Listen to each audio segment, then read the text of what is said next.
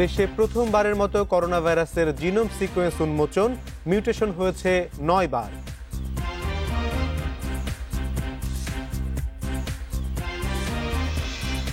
দেশে করোনায় আরও 11 জনের মৃত্যু, প্রাণহানি বেড়ে 250, একদিনে 969 নতুন রোগী শনাক্ত।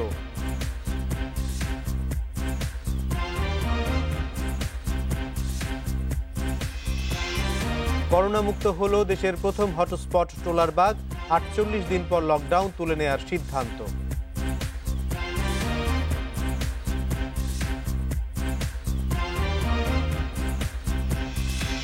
শুনছিলেন শিরোনাম, এবার পুরো খবর। দেশে প্রথমবারের মতো করোনা ভাইরাসের জিনোম সিকোয়েন্স উন্মোচন করেছে চাইল্ড হেলথ রিসার্চ ফাউন্ডেশন। সন্ধ্যায় এ তথ্য নিশ্চিত করেছে তারা। এর মধ্য দিয়ে বাংলাদেশে ভাইরাসটির গতি প্রকৃতি নির্ণয় করতে পারবেন গবেষকেরা।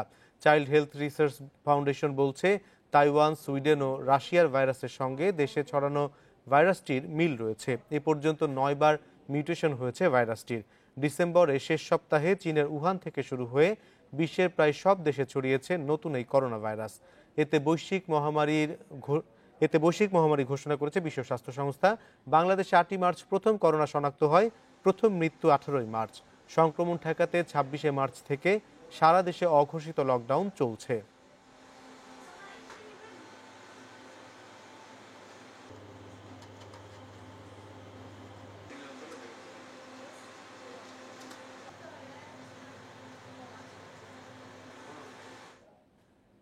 দেশে আরও 969 জন করোনা রোগী শনাক্ত হয়েছে। এ নিয়ে মোট আক্রান্ত 16,660 জন।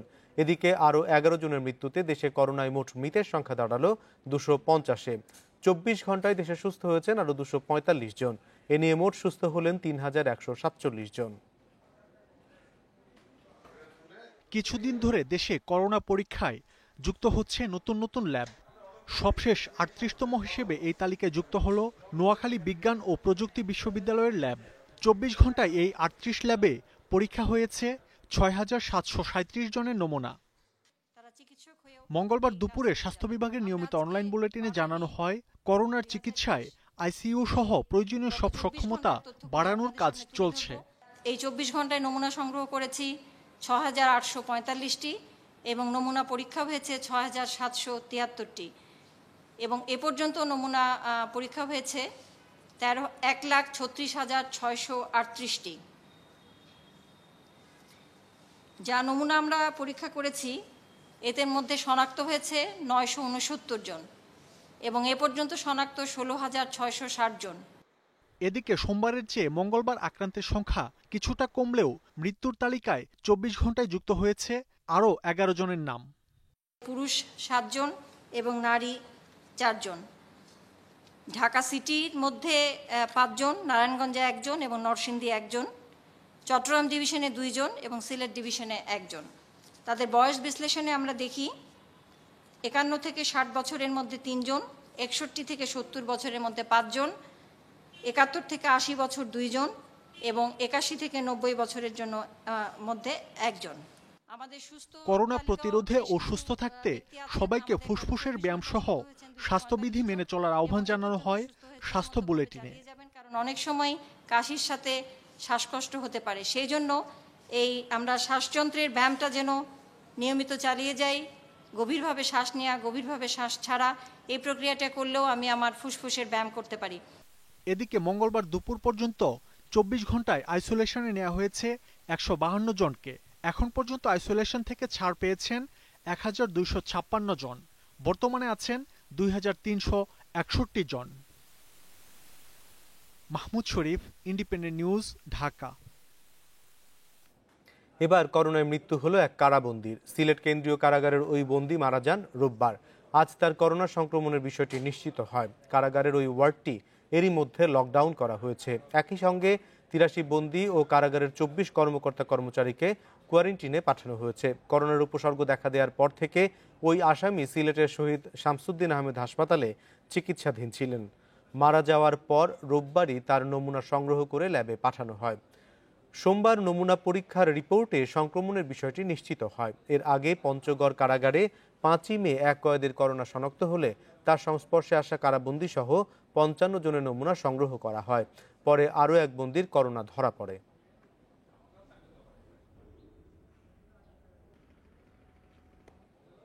জয়পুরহাটে চলন্ত বাসে এক ব্যক্তির মৃত্যুর পর করোনা আক্রান্ত সন্দেহে মরদেহ বাস থেকে নামিয়ে দেওয়া হয়েছে। এ সময় সঙ্গে থাকা ওই ব্যক্তির মাকেও নামিয়ে দিয়েছেন বাসটির যাত্রীরা। ভোরে জয়পুরহাট বগুড়া সড়কের হিমচি এলাকায় এই ঘটনা ঘটে। মৃত মিজানুর রহমানের বাড়ি নওগাঁর ধামিরহাটে।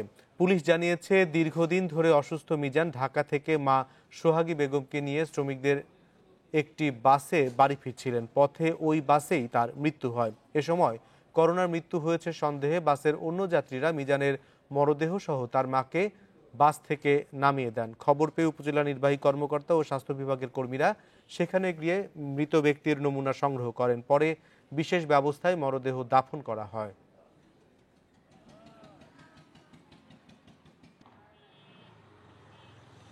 স্বাস্থ্য বিভাগ, আমরা আমাদের যে যশোর সদর উপজেলা স্বাস্থ্য বিভাগ, আমরা তাৎক্ষণিকভাবে তার নমুনা সংগ্রহ করে আমরা আজকেই পরীক্ষাগারে পরীক্ষা নিমিত্তে প্রেরণ করব এবং পরবর্তী রেজাল্ট আসলে আমরা তাদের পরিবারকে কোয়ারেন্টাইনে নিবেশাতে আছি সেটি মেনে চলার পরামর্শ আমরা ইতিমধ্যে দিয়েছি।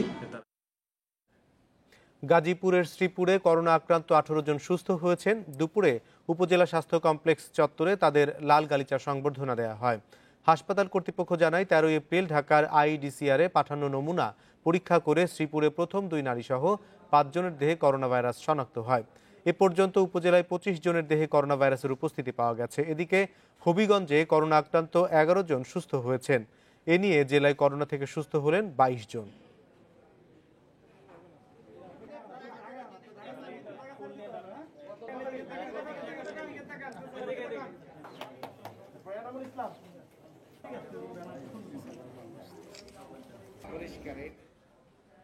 করোনা ভ্যাকসিনের ক্লিনিক্যাল ট্রায়াল করতে চায় বাংলাদেশ, তবে তা আগামী বছর আগে সম্ভব নয় বলে মনে করছে ওষুধ প্রশাসন অধিদপ্তর। অবশ্য এরই মধ্যে যুক্তরাজ্যের অক্সফোর্ড বিশ্ববিদ্যালয় ও চীনের একটি ভ্যাকসিন প্রস্তুতকারী প্রতিষ্ঠানের সঙ্গে এ নিয়ে ইতিবাচক আলোচনা হয়েছে। তবে ভ্যাকসিনগুলোর অনুমোদন পেতে ওইসব দেশে আরও কয়েক ধাপ পাড়ি দিতে হবে।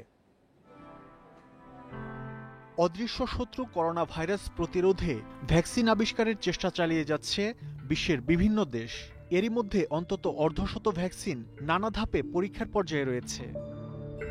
করোনা ভাইরাস স্পাইকের মাধ্যমে শ্বাসতন্ত্রের বিশেষ যে কোষে প্রবেশ করে সেই প্রক্রিয়া অকার্যকর করার লক্ষ্য বিজ্ঞানীদের। এজন্য ভাইরাসের জিনগত বৈশিষ্ট্য নিয়ে চলছে গবেষণা। এছাড়া দেহে অ্যান্টিবডি তৈরি করে আক্রান্ত কোষ ধ্বংসের কাজ করবে ভ্যাকসিন। 3 মাসের গবেষণা শেষে 23 এপ্রিল মানবদেহে করোনা ভ্যাকসিনের প্রাথমিক পরীক্ষা চালায় অক্সফোর্ড বিশ্ববিদ্যালয়ের গবেষক দল। 2 জন স্বেচ্ছাসেবীর দেহে প্রয়োগ করা হয় এই ভ্যাকসিন। এছাড়া 16 মার্চ চীনের একাডেমি অফ মিলিটারি মেডিকেল সায়েন্সের তৈরি ভ্যাকসিনের ক্লিনিক্যাল ট্রায়ালের অনুমোদন দিয়েছে চীন সরকার। 273 জনের দেহে প্রয়োগ করা হয় এই ভ্যাকসিন। ঔষধ প্রশাসন অধিদপ্তর বলছে, অন্য দেশের নাগরিকদের শরীরে কার্যকর ভ্যাকসিন বাংলাদেশের মানুষের শরীরে কাজ নাও করতে পারে।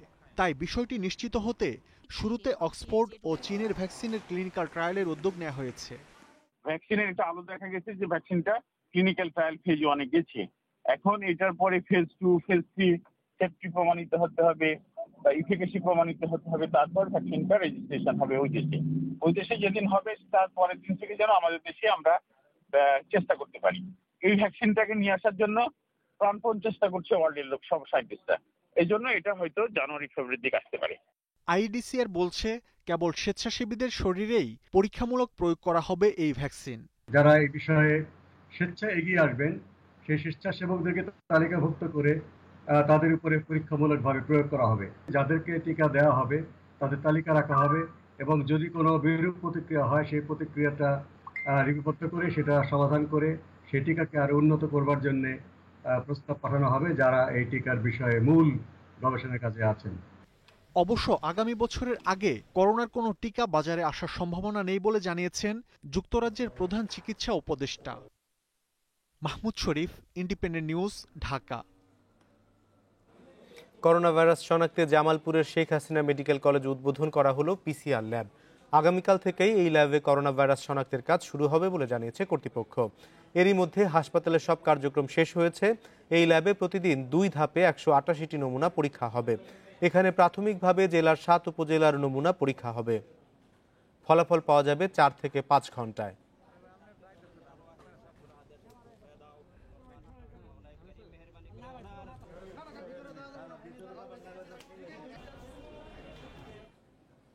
48 দিন লকডাউনে থাকার পর মুক্ত হলো করোনার প্রথম হটস্পট রাজধানীর মিরপুরের টোলারবাগ। 10 এপ্রিলের পর এখানে নতুন করে কেউ আক্রান্ত না হওয়ায় লকডাউন তুলে নেওয়ার সিদ্ধান্ত দিয়েছে আইইডিসিআর। এরই মধ্যে সুস্থ এলাকার করোনা আক্রান্ত 17 জন। তবে বহিরাগত কাউকে এখনও সেখানে ঢুকতে দিচ্ছে না মালিক সমিতি। মিরপুরের উত্তর টোলারবাগে 40টি বহুতল ভবনের 672টি ফ্ল্যাটে বাস করেন 3000-এরও বেশি মানুষ। এখানে 21 ও 22 মার্চ করোনায় 2 জনের মৃত্যু হলে 23 মার্চ এলাকাটিকে হটস্পট হিসেবে চিহ্নিত করে আইইডিসিআর। করা হয় লকডাউন। পরে 200 জনেরও বেশি পরীক্ষায় করোনা শনাক্ত হয় 17 বাসিন্দার। তবে 10 এপ্রিলের মধ্যেই সুস্থ হন তাদের সবাই। সাবধানতা মেনটেন করেছি, বাট আমি বলবো যে আতঙ্ক এখনো রয়ে গেছে। তো ভালো লাগতেছে, বাট আমাদের আরও সচেতনভাবে করা দরকার। লকডাউনে আসি এবং খুব কড়াকড়িভাবে লকডাউন মেনে চলছি। শুধু আমরা না, আমাদের বিল্ডিং না, আমাদের টোটাল উত্তর টোলারবাগটা একবারে লকডাউনে রাখছি আমরা। আমিও সহযোগিতা করছি অনেক, যার কারণে আমাদের পরবর্তীতে আর কোনো লোক আক্রান্ত হয়নি। এরপর নতুন করে করোনা শনাক্ত হয়নি কারোই। সে কারণেই টোলারবাগ থেকে লকডাউন তুলে নেওয়ার পরামর্শ দিয়েছে আইইডিসিআর। এই ধরনের করোনা রোগী শনাক্ত না হওয়ার কারণে ওখান থেকে পুলিশের যে সার্বক্ষণিক নিরাপত্তা ব্যবস্থা ছিল এটা শিথিল করা হয়েছে। তবে সমিতির লোকজন এবং টোলারবাগের অধিবাসী কিন্তু তাদের নিজস্ব সিকিউরিটির দ্বারা তাদের নিরাপত্তামূলক ব্যবস্থা এখনো বহাল রেখেছে এবং বাইরে থেকে কোনো লোক এখানে প্রবেশ করতে দেয়া হচ্ছে না। বাড়ি ও ফ্ল্যাট মালিক সমিতি বলছে লকডাউনের সর্বোচ্চ সতর্কতা নেওয়াতেই সম্ভব হয়েছে সংক্রমণ নিয়ন্ত্রণ। লকডাউন তুলে নেওয়া হলেও এখনও নিয়ন্ত্রণ করা হচ্ছে বহিরাগতদের চলাচল।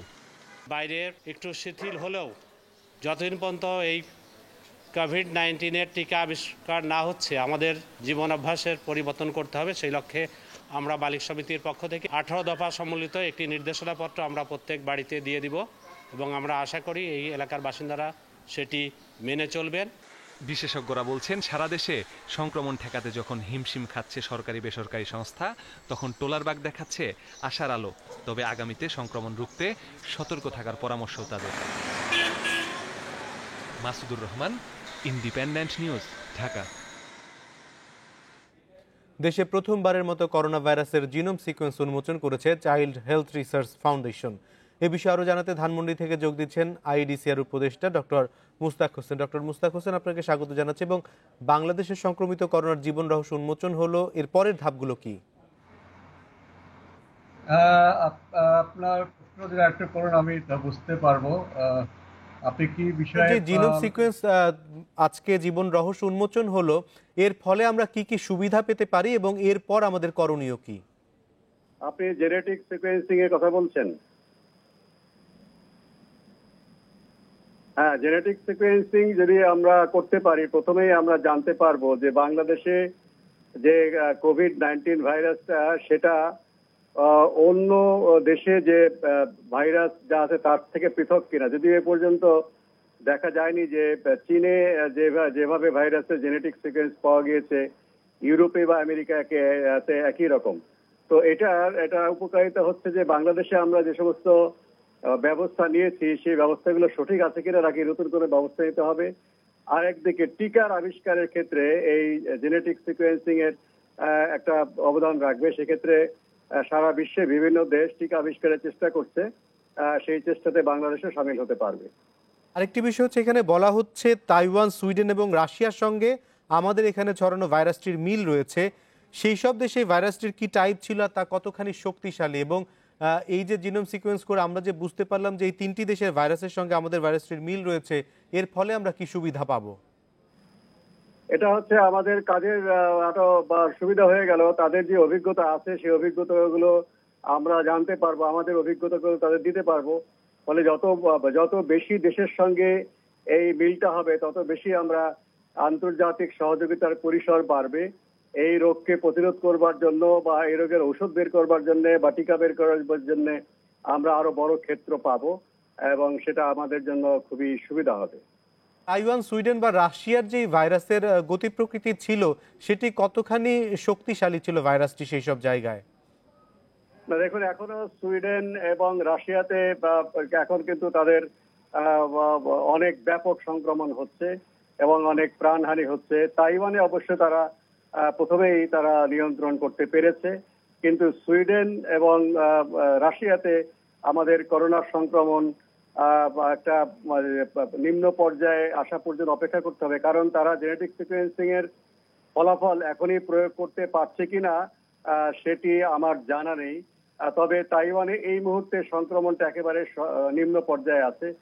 তাদের অভিজ্ঞতাটা আমাদের কাজে লাগতে পারে, হয়তো রাশিয়া এবং সুইডেনেও সেই অভিজ্ঞতাটা কাজে লাগাতে পারেন। কিন্তু ওখানে কিন্তু এখন সে বেশ যেটাকে বলেন আপনারা তুঙ্গ মুহূর্ত বা পিক পয়েন্ট, তারা কিন্তু পিকের দিকে যাচ্ছে, ক্রমবর্ধমান। বাংলাদেশেও কিন্তু আমাদের ক্রমবর্ধমান আমরা সংক্রমণ দেখছি। কাজেই এই বিষয়ে একটা শেষ হলে তাদের অভিজ্ঞতাটা আমরা জানতে পারবো, বিশেষ করে সুইডেন এবং রাশিয়ার অভিজ্ঞতাটা। আমরা যতটুকু জানতে পেরেছি যে বাংলাদেশে 9 বার ভাইরাসটির মিউটেশন হয়েছে, তাহলে 9টিরই কি জিনোম সিকোয়েন্স করতে হবে? মিউটেশন 9 বার হয়েছে কিনা ঠিক আমার জানা নেই। এই বিষয়ে যারা বায়োটেকনোলজি বিজ্ঞানী তারা খুব ভালো বলতে পারবেন। তো জেনেটিক সিকোয়েন্স তো আসলে মুহূর্তে মুহূর্তে আমরা পরিবর্তনটা ধরতে পারবেন।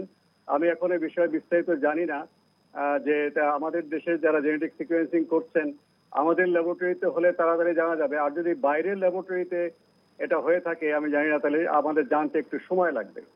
ডক্টর মুস্তাক, আপনাকে অনেক ধন্যবাদ আমাদের সঙ্গে যোগ দেবার জন্য। আমরা এবার যাচ্ছি পরের খবরে। করোনা যুদ্ধে পর্যায়ক্রমে যোগ দিচ্ছেন 2000 চিকিৎসক ও 5054 জন নার্স। তারা সবাই কাজ করবেন দেশের নানা কোভিড হাসপাতালে। চলমান পরিস্থিতিতে তাদের অনেকেই উদ্বিগ্ন পর্যাপ্ত প্রশিক্ষণ ও সুরক্ষা সামগ্রী নিয়ে। তবে স্বাস্থ্য মন্ত্রণালয় আশ্বস্ত করেছে নতুনদের সহযোগিতায় নেওয়া হয়েছে পর্যাপ্ত ব্যবস্থা।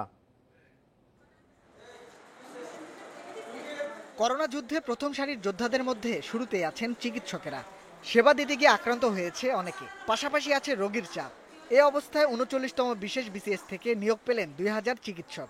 তাদের সঙ্গে কর্মক্ষেত্র পেয়েছেন 5054 জন নার্স। নতুন চিকিৎসকদের একজন মারুফ হাসান, তিনি কাজ করবেন বসুন্ধরা কোভিড হাসপাতালে। দেশের মানুষের সবচেয়ে কাছে থেকে কিছু করার একটা সুযোগ যেমন তৈরি হয়েছে, ঠিক অন্যদিকে কিন্তু আমাদের জীবনের ঝুঁকি নিয়ে স্বজনদের উদ্বিগ্ন চোখ উপেক্ষা করে কাজ করতে হবে, এটাও একটি বড় চ্যালেঞ্জ। তবে আমরা ভীত নই, আমরা আশাবাদীদের দলে। আমরা বিশ্বাস করি যে যতদিন পর্যন্ত এই করোনা ভাইরাস বাংলাদেশে থাকবে, যতদিন পর্যন্ত একটা করোনা রোগী বাংলাদেশে থাকবে, ততদিন পর্যন্ত এই চিকিৎসক সমাজ তাদের সর্বোচ্চটুকু দিয়ে লড়ে যাবে। ভয় পাওয়ার কিছু নেই। আপনার রাকিবুজ্জামানের গল্পটা ভিন্ন। কিছুদিন আগে নিজেই আক্রান্ত ছিলেন করোনা ভাইরাসে, এখন সুস্থ হয়ে যোগ দিচ্ছেন ঢাকা মেডিকেলের করোনা ইউনিটে। আমার পোস্টিং ঢাকা মেডিকেল কলেজ হাসপাতালে। আশা করছি খুব সাহসিকতার সাথে আমি আমার দায়িত্ব পালন করব এবং নিষ্ঠার সাথে দায়িত্ব পালন করব। দেশের এই জরুরি পরিস্থিতিতে আমাকে যে দায়িত্ব দেওয়া হয়েছে তা আমি অত্যন্ত নিষ্ঠার সাথে পালন করতে চাই। নতুন নিয়োগ পাওয়া ডাক্তার বা নার্সদের মাঝে করোনা রোগীদের সেবায় নিজেদের সর্বোচ্চটা দেওয়ার প্রতিজ্ঞা থাকলেও প্রয়োজনীয় প্রশিক্ষণ আর সুরক্ষা সামগ্রী নিয়ে শঙ্কা আছে অনেকের মাঝেই। এখানে পেশেন্টদেরকে আমরা কিভাবে অ্যাকচুয়াল ট্রিটমেন্টটা দিতে পারবো, কোন সময় কোন ট্রিটমেন্টটা দেওয়া উচিত, কোন ড্রাগস দেওয়া উচিত, কখন ভেন্টিলেটরের সাপোর্টটা লাগবে, মানে সব কিছু আর কি একটা অ্যাটলিস্ট 5 days বা 7 days-এর যদি একটা ট্রেনিং হতো আমাদের, তাহলে খুব ভালো হতো। এদিকে নতুন চিকিৎসকদের পর্যায়ক্রমে প্রশিক্ষণ দেওয়ার কথা জানিয়েছে স্বাস্থ্য অধিদপ্তর। পাশাপাশি তাদের বাসস্থান থেকে শুরু করে প্রয়োজনীয় সব সুবিধা নিশ্চিতের আশ্বাসও দিচ্ছে তারা। সংক্ষিপ্ত প্রশিক্ষণ তাদের জন্য আমরা ব্যবস্থা করব শিগগিরই।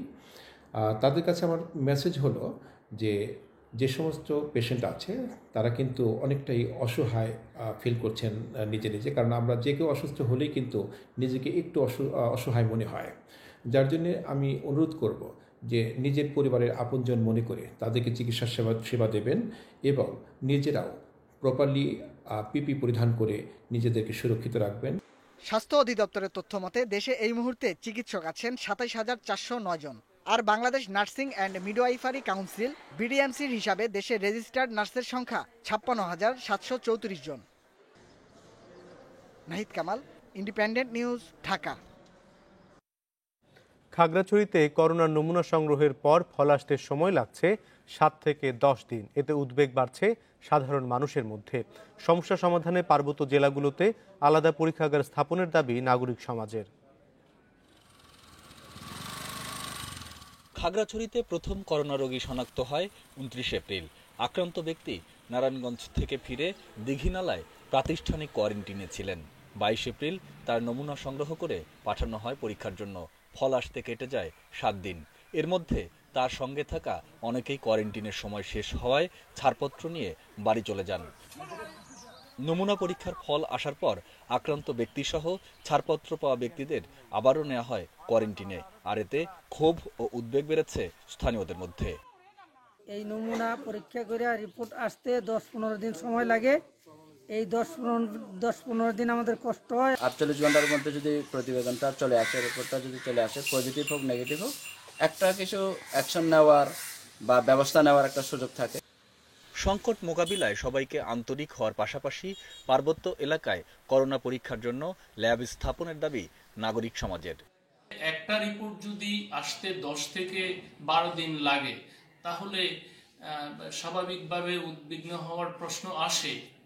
রিপোর্ট দ্রুত হচ্ছে না এবং যথাযথ হচ্ছে না বলেই আমরা মনে করতেছি। জনবল সংকট সহ নানা প্রতিবন্ধকতার কারণে নমুনা পরীক্ষায় দেরি হচ্ছে বলে জানিয়েছেন সিভিল সার্জন। স্যাম্পলের হার বেশি হওয়ায় কিন্তু এই যে জটটা এখনো খুলেনি। তো আরও যদি পিসিআর ল্যাব বাড়ানো হয়, যেমন চট্টগ্রাম মেডিকেল কলেজে হওয়ার কথাবার্তা চলছে, এটা যদি চালু হয় আরও কিছু কমতে পারে। করোনা সংক্রমণ রোধে দ্রুত নমুনা পরীক্ষার ফল প্রকাশ ও মাঠ পর্যায়ে প্রশাসনের নজরদারি বাড়ানোর দাবি স্থানীয়দের। Independent news desk. রাজধানীর গুলিস্তানে মুক্তিযোদ্ধা shopping complex, hawkers market, Phulbaria trade centre সহ অধিকাংশ মার্কেটে মানা হচ্ছে না স্বাস্থ্যবিধি। সামাজিক দূরত্বের তোয়াক্কা না করে পাইকারি ও খুচরা ক্রেতারা গাদাগাদি পরিবেশে কেনাকাটা করছেন। এতে তৈরি হচ্ছে করোনা সংক্রমণের চরম ঝুঁকি। রাজধানীর আরও কিছু মার্কেট খুললেও ক্রেতা উপস্থিতি একেবারেই কম। গুলিস্তানের মুক্তিযোদ্ধা হকার্স মার্কেটের দিনের প্রথম দিকের চিত্র এটি। হাজারোর বেশি দোকানের মার্কেটটিতে প্রবেশে হাজারো দোকান মালিক ও কর্মচারীর দীর্ঘ সারি। সংকীর্ণ প্রবেশ পথে বালাই নেই স্বাস্থ্যবিধির। সরকারিভাবে দোকানপাট খুলে দেওয়ার ঘোষণার তৃতীয় দিনে এসে খুলল হকার্স মার্কেট। যদিও প্রবেশ পথে জীবাণুনাশকের ব্যবস্থা রেখেছে মালিক সমিতি, তারপরও নিজেরাই স্বীকার করছেন এ ব্যবস্থায় সংক্রমণের ঝুঁকি এড়ানো কঠিন। অবশ্যই সেটা ঝুঁকি তৈরি করে, সেটা আমাদের নিজে থেকেও আমরা সেটা অনুভব করতেছি। প্রথম দিন তো একটু অগাছ হলো, আমরা আসার আগে যতটুকু অগাছ ছিল সেটা স্বীকার করি, যাতে কালকে থেকে যেন এইটা না থাকে। সকাল ৯টা থেকে বিকাল ৪টা পর্যন্ত সীমিত পরিসরে গুলিস্তান শপিং কমপ্লেক্স, পীর Yamini market, Phulbaria trade centre খুলে দেওয়া হয়েছে। পর্যাপ্ত পরিমাণ জীবাণুনাশক ছিটানো, সামাজিক দূরত্ব নিশ্চিত সহ ডিএমপি থেকে বেশ কিছু নির্দেশনা জারি হয়েছে। কিন্তু ছোট পরিসরের শপিং কমপ্লেক্সগুলোতে যা নিশ্চিত করা অনেকটাই দুরূহ। আমরা পুরোপুরি নিশ্চিত করতেছি, আপনারা দেখতে পাচ্ছেন যে ঢোকাচ্ছি 3 ফিট দূরত্ব দিয়ে, এবং প্রত্যেক দোকানদারকে বলা হয়েছে যে মাস্ক, হ্যান্ড গ্লাভস যেন ব্যবহার করে, এবং 3 ফিট দূরে কাস্টমার এবং যারা দোকান সেলসম্যান আছে তাদেরকে 3 ফিট দূরে রাখে ব্যবসা পরিচালনা করে। এদিকে মিরপুর এলিফ্যান্ট রোড সহ বিভিন্ন এলাকায় কিছু শপিং মল খুলেছে, তবে সেখানে ক্রেতা উপস্থিতি ছিল একেবারেই নগণ্য। প্রয়োজনের তাগিদে আসতে হচ্ছে, আসলে উচিত না, ছোট বাচ্চা বাসায় আছে, লাগবে সেই জন্য। ব্যবসার তেমন কি হবে, ব্যবসা সমাজে চলে গেছে, এখন মনে করেন মানুষ আসতে পারলে না বেচা কিনা হবে, মানুষ তো আসতে পারে না, হয়তো দোকান মার্কেট খোলা দিছে, এই গতিকে আমরা আসতেছি আর কি। মার্কেট সহ বিভিন্ন ব্যবসা প্রতিষ্ঠান ও বেসরকারি প্রতিষ্ঠান খুলে দেয় রাজধানী বিভিন্ন সড়কে বেড়েছে গাড়ির চাপ। একমাত্র বাস ছাড়া রিক্সা, সিএনজি, প্রাইভেট কার, ট্রাক সহ সব গাড়ি চলছে। 16 মে পর্যন্ত গণপরিবহন বন্ধ রাখার সিদ্ধান্ত থাকলেও মানা হচ্ছে না। রেজওয়ানুল হক, ইন্ডিপেন্ডেন্ট নিউজ, ঢাকা। ত্রাণ কার্যক্রমে অনিয়মের বিরুদ্ধে সরকারের কঠোর অবস্থানের কথা জানিয়েছেন আওয়ামী লীগের সাধারণ সম্পাদক ও সড়কমন্ত্রী ওবায়দুল কাদের।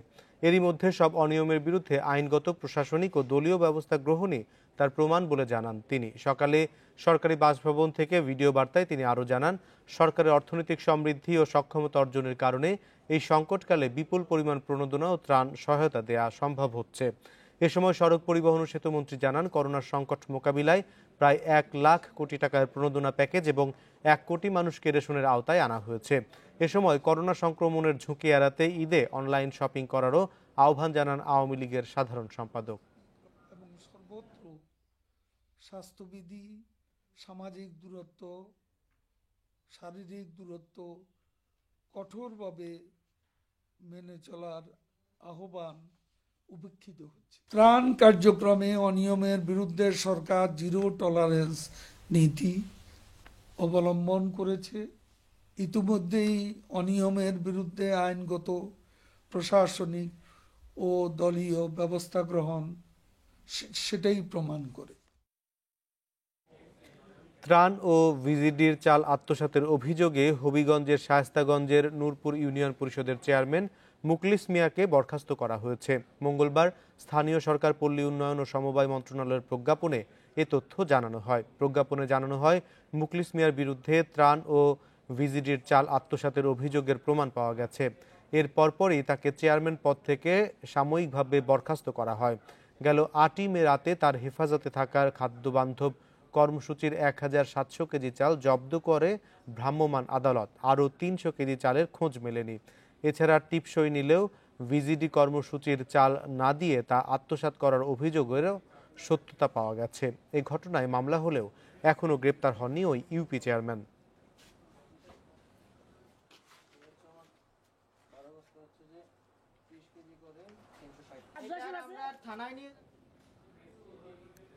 হালদায় ডলফিন হত্যা শিকার বন্ধে দ্রুত ব্যবস্থা নেওয়ার নির্দেশ দিয়েছে দেশের প্রথম ভার্চুয়াল হাইকোর্ট। এটি তথ্য প্রযুক্তি ব্যবহার করে দেয়া প্রথম আদেশ। একই সঙ্গে এ বিষয়ে নেওয়া পদক্ষেপ 72 ঘন্টার মধ্যে ইমেইলে জানাতে সংশ্লিষ্ট প্রশাসনকে নির্দেশ দিয়েছে হাইকোর্ট। এদিকে ঢাকার মুখ্য মহানগর হাকিম আদালতের 4টি ভার্চুয়াল কোর্টে 18 মামলায় জামিন পেয়েছেন 34 জন। করোনার কারণে 25 মার্চ থেকে অঘোষিত লকডাউনে সারা দেশ। তখন থেকেই বন্ধ বিচার কার্যক্রম। পরে মামলা জট কাটাতে ভার্চুয়াল কোর্ট চালুর উদ্যোগ নেয় সরকার। সে প্রেক্ষিতেই দেশের বিচারিক ইতিহাসে প্রথম ভার্চুয়াল কার্যক্রম শুরু হয় সোমবার থেকে। হালদা নদীর ডলফিন হত্যা বন্ধের নির্দেশনা চেয়ে সোমবারই রিট করেন সুপ্রিম কোর্টের এক আইনজীবী। মঙ্গলবার সকালে অনলাইন শুনানিতে অংশ নেন তিনি। পরে ডলফিন শিকার বা হত্যা বন্ধে দ্রুত ব্যবস্থা নেওয়ার নির্দেশ দেন আদালত। একই সঙ্গে 72 ঘন্টার মধ্যে চট্টগ্রামের পরিবেশ অধিদপ্তর সহ সংশ্লিষ্টদের এ বিষয়ে নেওয়া পদক্ষেপ ইমেইলে জানানোর নির্দেশ দিয়েছে আদালত। আর যেন একটি ডলফিনও মারা না যায় সেই জন্য যেন তারা ব্যবস্থা গ্রহণ করেন, এবং তারা কি ব্যবস্থা গ্রহণ করেছেন সেইটা 72 ঘন্টার মধ্যে মাননীয় আদালতকে অবহিত করার জন্য নির্দেশ দিয়েছেন। এদিকে ঢাকার মুখ্য মহানগর হাকিম আদালতের 4টি ভার্চুয়াল কোর্টেও চলছে বিচার কার্যক্রম। এতে 19 মামলায় জামিন পেয়েছেন 34 জন। এই 4 আদালতে মঙ্গলবার হয়েছিল 25টি জামিন আবেদন। তবে বেশ কটি জেলায় এখনও এ পদ্ধতিতে শুনানি করতে অনীহা আইনজীবীদের। এটি কাটিয়ে ওঠার আহ্বান জানিয়েছেন অ্যাটর্নি জেনারেল। দুর্যোগের সময়ও আরও মামলায় বিচার প্রার্থীরা তাদের বিচার পাবেন এবং আমরা তাদের নানা রকম সহায়তা করতে পারবো এবং সরকারের পক্ষ থেকে আমাদের যে বক্তব্য সেটা আমরা তুলে ধরতে পারবো। এটা সত্যি একটি ঐতিহাসিক ঘটনা এবং বিচার বিভাগের জন্য এটা মাইলফলক। এছাড়া জরুরি ফৌজদারি মামলা ও জামিন শুনানির জন্য হাইকোর্টে আরও একটি ভার্চুয়াল বেঞ্চ গঠন করে দিয়েছেন প্রধান বিচারপতি সৈয়দ মাহমুদ হোসেন। জান্নাতুল ফেরদাউস তানভি, ইন্ডিপেন্ডেন্ট নিউজ, ঢাকা। করোনায় খেলা বন্ধ, সময় গড়িয়ে যাচ্ছে। নিষেধাজ্ঞায় থাকা সাকিবের ম্যাচ মিসের সংখ্যাটাও কমছে। সেদিক থেকে এটা তার জন্য সৌভাগ্যের, বলছেন টাইগার তারকা। ব্যাট নিলামের প্ল্যাটফর্মে ভার্চুয়াল আড্ডায় সাকিব জানিয়েছেন, কোনো কাজে ভক্তদের কটু কথা, মন্তব্য এড়িয়ে যাওয়ার চেষ্টা করেন। যদি সেটা তার কাছে পৌঁছায় তখন ভাবেন আরও ভালো কিছু করতে হবে তাকে। ইতিবাচক থাকতে চান সব সময়। সরকার থেকে শুরু করে মিডিয়া সবাই আপনারা যেভাবে সাপোর্ট করে এসেছেন আমার ভালো এবং খারাপ সময়, আশা করি এই সাপোর্টটা আপনাদের থাকবে এবং এই সাপোর্টটা যদি থাকে আমি ইনশাআল্লাহ খুব শীঘ্রই আবার ক্রিকেটে ফিরতে পারবো। এক শূন্যতায় নিজেকে হারিয়ে খোঁজার চেষ্টা। কত রাত নির্ঘুম কেটেছে, প্রিয় ক্রিকেট থেকে নির্বাসন ভেতরে বড্ড একা করেছে। তাকে ছাড়া যেন নিষ্প্রাণ টাইগার ক্রিকেট। 1 বছর নিষেধাজ্ঞার অর্ধেকটা পেরিয়ে গেছে, ফেরার প্রহর গুনছেন। কিন্তু 29 অক্টোবর যখন ফিরবেন ততদিনে ক্রিকেট ফিরবে তো। করোনা থাবায় লম্বা হচ্ছে সিরিজ স্থগিতের লিস্ট। সেই খবরে চোখ রাখছেন ঠিকই।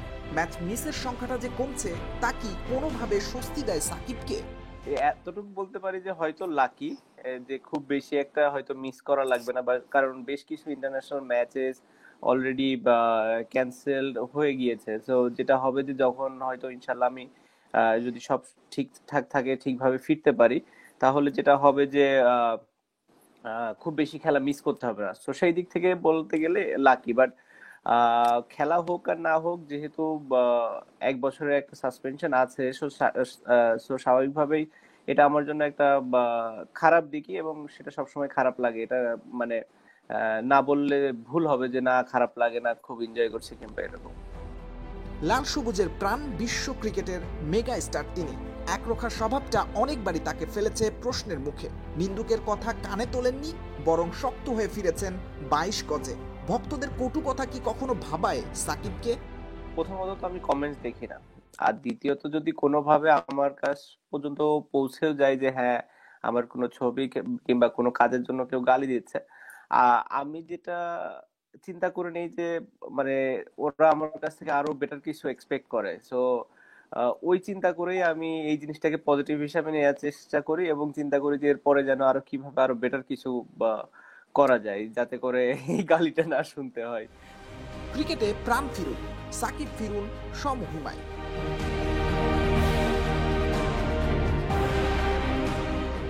Saeed Sadiq, Independent News. ভুয়া বিডিংয়ের কারণে স্থগিত হলো মুশফিকের ব্যাট অকশন। গত 4 দিন যাবৎ অসংখ্য ভুয়া বিডার অংশ নেয় এই সিদ্ধান্ত নেয় আয়োজক সংস্থা। তবে খুব তাড়াতাড়ি আবার নিলাম প্রক্রিয়া শুরু হবে। বন্ধ থাকা এই সময়ের মধ্যে আসল বিডারকে খুঁজে বের করবে আয়োজকরা। 9 মার্চ দেশের হয়ে প্রথম সেঞ্চুরির ব্যাট নিলামে তোলেন মুশফিক। উদ্দেশ্য করোনাকালীন সময়ে অসহায় মানুষকে সাহায্য করা। কিন্তু ভুয়া বিডের কারণে বিপাকে পড়ে নিলাম প্রক্রিয়া। মুশফিকের ব্যাটের সাথে নিলামে উঠেছে মোসাদ্দেক সৈকত ও নাইম শেখের ক্রিকেটীয় স্মারক। যুব বিশ্বকাপ জয়ী আকবর আলীর ফাইনাল ম্যাচের জার্সিও নিলামাধীন রয়েছে।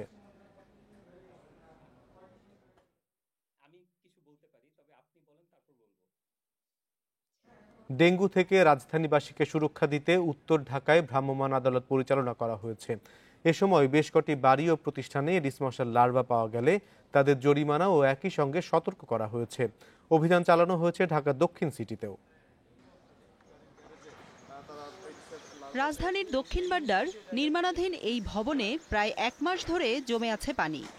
এটি এডিসের প্রজনন উপযোগী হিসেবে প্রমাণ পায় উত্তর সিটির ভ্রাম্যমাণ আদালত। এছাড়া বাড্ডা এলাকায় আরও কয়েকটি ভবন এবং গ্যারেজে পাওয়া যায় জমা পানি। তাদের 7 দিনের নোটিশ দেওয়া হয়েছে। না এগুলো যে 2-1 দিন মাত্র বৃষ্টি হয়েছে, বৃষ্টির কারণে হয়তো পানিটা জমে গেছে আর কি, বৃষ্টির পানি আর কি। ইসলামে আবার ধরেন মেঘ বাদল হইলে আবার বৃষ্টি হইব, যেমন এটা তো মেঘ হইলে তো ধরেন পানি জমা হয়ে যায়। ডেঙ্গু থেকে নগরবাসীকে সুরক্ষা দিতে উত্তর ঢাকার 8টি অঞ্চলে অভিযান চালানো হয়। এ সময় কয়েকটি বাড়ি ও প্রতিষ্ঠানে এডিস মশার লার্ভা পাওয়ায় তাদের জরিমানা করা হয়।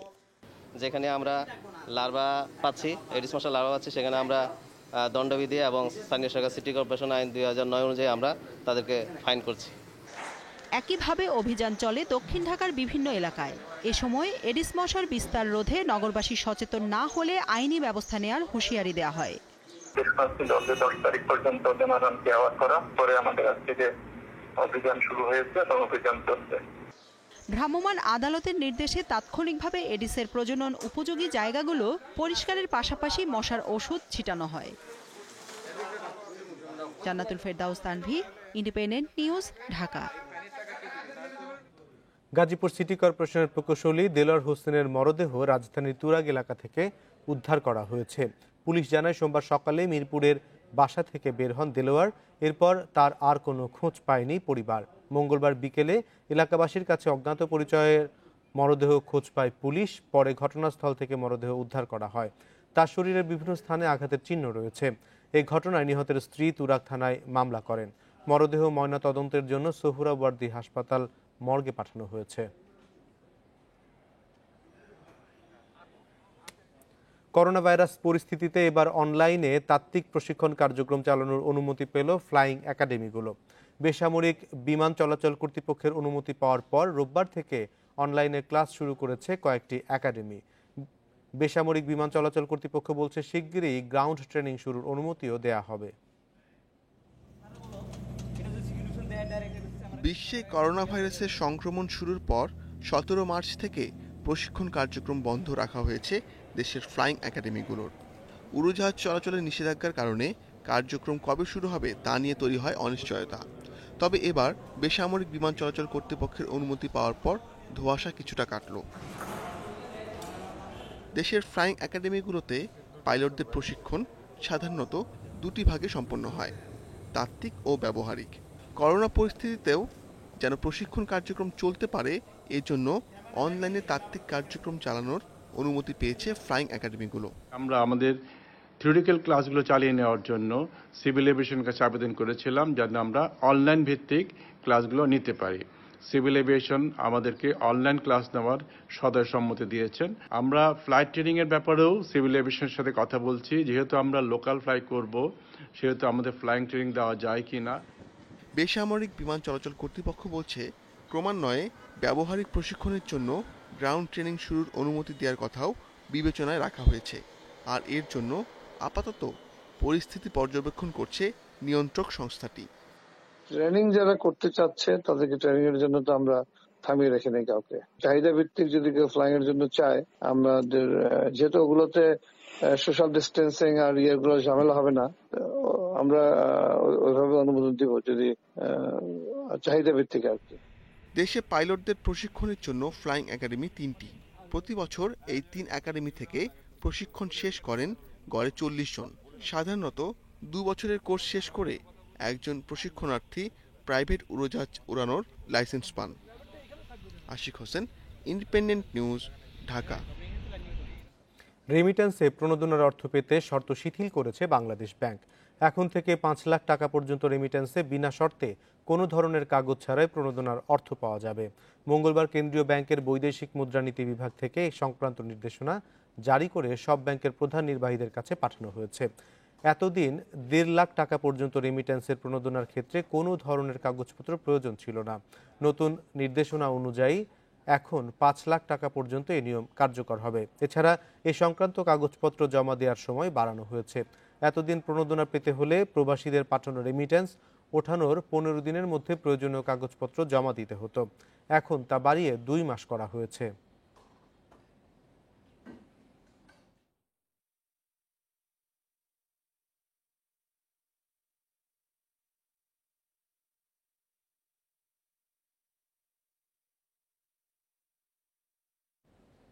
মাঝারি শিল্প খাতে ঋণ আবেদনের নীতিমালা সহজ করেছে বাংলাদেশ ব্যাংক। এখন থেকে এ খাতের উদ্যোক্তাদের ঋণ পেতে ইন্টারনাল ক্রেডিট রিস্ক রেটিং নীতিমালার শর্ত পূরণ না করেও আবেদন করা যাবে। মঙ্গলবার এ সংক্রান্ত নীতিমালা সংশোধন করে নির্দেশনা জারি করে কেন্দ্রীয় ব্যাংক। করোনা ভাইরাসের কারণে অর্থনৈতিক সংকট মোকাবিলায় এই উদ্যোগ নেওয়া হয়েছে। এর ফলে এ খাতের যেসব উদ্যোক্তা আগের ঋণ ফেরত দেননি তারাও নতুন করে আবেদন করতে পারবেন। ব্যাংকের দাপ্তরিক কার্যক্রম সীমিত হয়ে পড়ায় আইসিআরআর কার্যক্রম ব্যাহত ও গ্রহীতার প্রয়োজনীয় কাগজপত্র সরবরাহে বিঘ্ন সৃষ্টি হওয়ায় এই সুবিধা দিয়েছে কেন্দ্রীয় ব্যাংক। তবে প্রতিটি ব্যাংকে নিজস্ব নীতিমালার আওতায় ঋণ ঝুঁকি বিশ্লেষণ করে গ্রাহক নির্বাচন করতে বলা হয়েছে।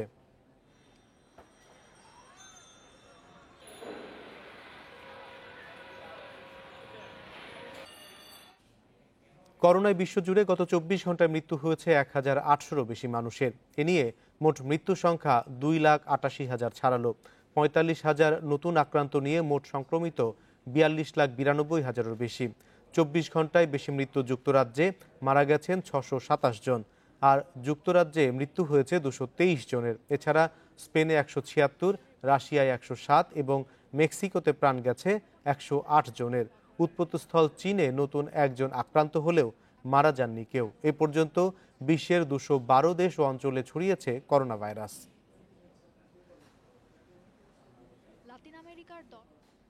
রাশিয়ার সেন্ট পিটার্সবার্গে একটি হাসপাতালে ভয়াবহ অগ্নিকাণ্ডের ঘটনায় 5 করোনা রোগীর মৃত্যু হয়েছে। তারা সবাই হাসপাতালটির নিবিড় পরিচর্যা কেন্দ্র আইসিইউতে চিকিৎসাধীন ছিলেন। মঙ্গলবার সেন্ট জর্জ হাসপাতালের 6 তলায় এই অগ্নিকাণ্ডের ঘটনা ঘটে। দেশটির জরুরি ব্যবস্থাপনা মন্ত্রণালয় জানিয়েছে, আগুন লাগার কিছুক্ষণের মধ্যে তা নিয়ন্ত্রণে আসে।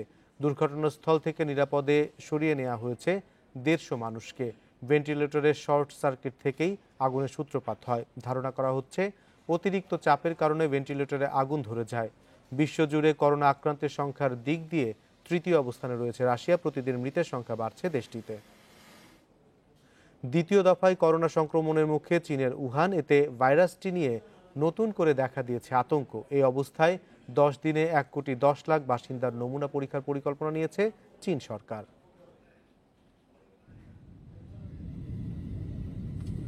গত বছরের ৩১ ডিসেম্বর চীনের উহান শহরে প্রথম করোনা ভাইরাস শনাক্ত হয়। গত ১১ সপ্তাহ লকডাউন আর স্বাস্থ্যবিধি কঠোরভাবে মানায় গত ৩ এপ্রিল থেকে উহানে নতুন করোনা রোগী শনাক্ত হয়নি। ৮ এপ্রিল থেকে তুলে নেওয়া হয় বিধিনিষেধ।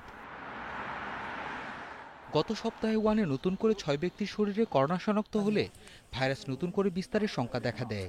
এরই প্রেক্ষিতে শহরের প্রায় ১,১০,০০,০০০ বাসিন্দার নমুনা পরীক্ষার পরিকল্পনা নিয়েছে সরকার। গোটা শহরের বাসিন্দাদের নমুনা পরীক্ষা ১০ দিনের মধ্যে করতে চায় কর্তৃপক্ষ। এক্ষেত্রে অগ্রাধিকার পাবেন প্রবীণ ও ঘনবসতিপূর্ণ এলাকার বাসিন্দারা। এর আগে দ্বিতীয় দফায় করোনার প্রাদুর্ভাবে পড়ে প্রতিবেশী দেশ দক্ষিণ কোরিয়া।